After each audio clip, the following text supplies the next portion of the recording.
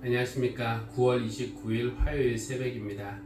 오늘 하나님께서 우리에게 주시는 말씀 민수기 35장 9절에서 29절까지의 말씀입니다. 제가 봉독하겠습니다. 주님께서 모세에게 말씀하셨다. 너는 이스라엘 자손에게 말하여라. 그들에게 다음과 같이 일러라. 너희가 앞으로 곧 요단강을 건너 가나안 땅에 들어가게 되거든 성읍들 가운데서 얼마를 도피성으로 정하여 실수로 사람을 죽게 한 자가 그곳으로 도피하게 하여라. 그 성읍들을 복수자를 피하는 도피처로 삼아서 사람을 죽게 한 자가 회중 앞에서 재판을 받기 전에 죽는 일이 없도록 하여야 한다. 너희가 레위 사람에게 줄 성읍들 가운데서 이들 6성읍을 너희의 도피성으로 삼아라. 그 가운데 3성읍은 요단강 동쪽에 두고 나머지 3성읍은 가나안 땅에 두어 도피성이 되게 하여라. 이들 6성읍은 이스라엘 자손은 물론이려니와 외국인이나 너희와 함께 사는 본토인이면 누구든지 실수로 사람을 죽게 한 자가 도피하는 곳이 될 것이다. 만일 쇠붙이 같은 것으로 사람을 쳐서 죽게 하였으면 그는 살인자이다. 그러한 살인자는 반드시 죽여야 한다. 사람을 죽일 만한 돌을 들고 있다가 그곳으로 사람을 쳐서 죽게 하였으면 그는 살인자이다. 그러한 살인자는 반드시 죽여야 한다. 만일 사람을 죽일 만한 나무 연장을 들고 있다가 그곳으로 사람을 쳐서 죽게 했으면 그는 살인자이다. 그러한 살인자는 반드시 죽여야 한다. 이러한 경우에 그 살인자를 죽일 사람은 피해자의 피를 보복할 친족이다. 그는 그 살인자를 만나는 대로 죽일 수 있다. 미워하기 때문에 밀쳐서 죽게 하거나 몰래 숨어 있다가 무엇을 던져서 죽게 하거나 원한이 있어서 주먹으로 쳐서 사람을 죽게 하였으면 그는 살인자이다. 그러한 살인자는 반드시 죽여야 한다. 피를 보복할 친족은 어디서 그를 만나든지 그를 죽일 수 있다. 그러나 아무런 원한도 없이 사람을 밀치거나 몰래 숨어있다가 못을 던지거나 한 것이 아니고 잘못 보고 굴린 돌이 사람에게 맞아 그를 죽게 하였으면 그 가해자가 피해자의 원수가 아니고 더욱이 그를 해칠 의사가 전혀 없었던 것이므로 회중은 이러한 규례에 따라서 그 가해자와 피를 보복할 친족 사이를 판단해야 한다. 회중은 그 살인 혐의를 받은 사람이 피를 보복할 피해자의 친족에게서 보복을 당하지 않도록 그 살인 혐의자를 그가 도피한 도피성으로 돌려보내야 한다. 그리고 그는 거룩한 기름을 부어 성직에 임명된 대제사장이 죽을 때까지 거기에 머물러야 한다. 도피성으로 피한 그 살인자가 도피성의 경계 밖으로 나갔을 때에 마침 피를 보복할 친척이 그를 알아보고 도피성의 경계 밖에서 죽였으면 그 친척에게는 아무런 살인죄도 적용되지 않는다. 살인자는 반드시 대제사장이 죽을 때까지 도피성에 머물러 있어야 하고 대제사장이 죽은 다음에야 비로소 자기 소유지가 있는 땅으로 돌아갈 수 있다. 위에서 말한 율례는 너희가 어디에 가서 살든지 자자손손 모든 세대에 적용되는 율례이다. 하나님은 레위 지파가 받은 48개의 성읍들 중에서 6개를 도피성으로 만들어서 실수로 살인한 사람이 살해당한 사람의 가족으로부터 보복을 피할 수 있게 하셨습니다. 그러나 고의로 살인한 경우에는 도피성의 혜택을 입을 수가 없었습니다.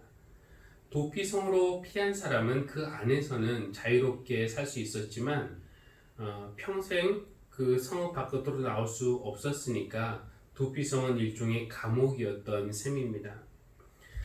살인죄를 저질렀음에도 불구하고 목숨을 부지할 수 있었다는 점에서는 도피성이 고마운 일이지만 평생토록 그 안에서 살아야만 한다는 점에서는 불행한 일이 아닐 수 없습니다. 그러면 그렇게 도피성으로 피한 사람은 언제 그 죄값으로부터 완전히 자유로워지는가? 28절은 이렇게 말씀합니다. 살인자는 반드시 대제사장이 죽을 때까지 도피성에 머물러 있어야 하고 대제사장이 죽은 다음에야 비로소 자기 소유지가 있는 땅으로 돌아갈 수 있다. 대제사장의 죽음이 도피성 죄인들의 죄에 대한 대속의 효과를 가진다고 말씀을 하시는 겁니다.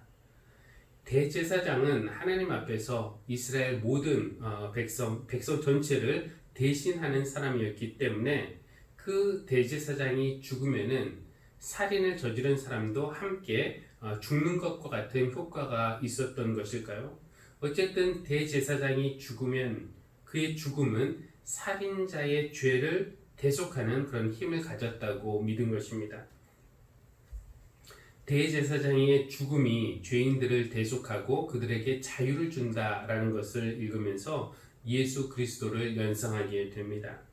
그분이야말로 하나님의 아들로서 하나님 앞에서 모든 인류를 대신하는 영원하시고 완전하신 대제사장이시기 때문에 그분의 죽음에는 우리의 죄를 대속하는 능력이 있습니다.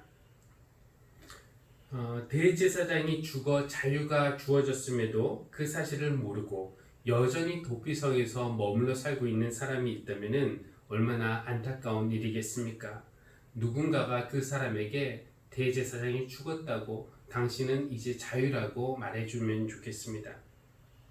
마찬가지로 예수 그리스도의 십자가 죽음으로 인해서 우리 모두에게 자유가 주어졌는데 여전히 얼마나 많은 사람들이 죄와 사망의 굴레 안에서 과거의 감옥 안에서 살고 있습니까? 우리가 그들에게 복음을 전달해 줄 수 있으면 좋겠습니다. 기도하겠습니다. 죄인들을 긍휼히 여기시는 하나님, 우리의 죄로 인해 죽음을 피할 수는 없으나 우리에게 늘 구원의 길과 피난처를 허락하시는 하나님의 넓으신 사랑을 감사합니다. 우리의 마음이 악해져서 고의로 다른 사람들에게 육신적, 정신적, 언어적, 감정적 해를 끼칠 때도 있지만 실수로 본의 아니게 그렇게 하는 경우들이 더 많습니다.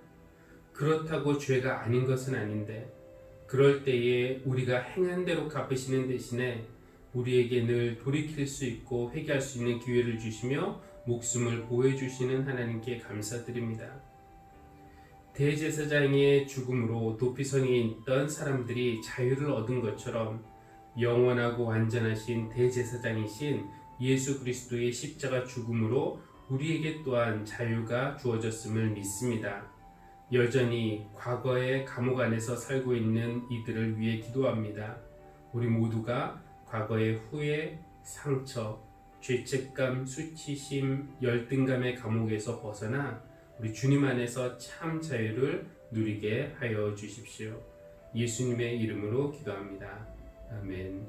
하늘에 계신 우리 아버지여, 이름이 거룩히 여김을 받으시오며 나라가 임하시오며 뜻이 하늘에서 이루어진 것 같이 땅에서도 이루어지이다. 오늘 우리에게 일용할 양식을 주시옵고 우리가 우리에게 죄 지은 자를 사하여 준 것 같이 우리 죄를 사하여 주시옵고 우리를 시험에 들게 하지 마시옵고 다만 악에서 구하시옵소서. 나라와 권세와 영광이 아버지께 영원히 있사옵나이다. 아멘.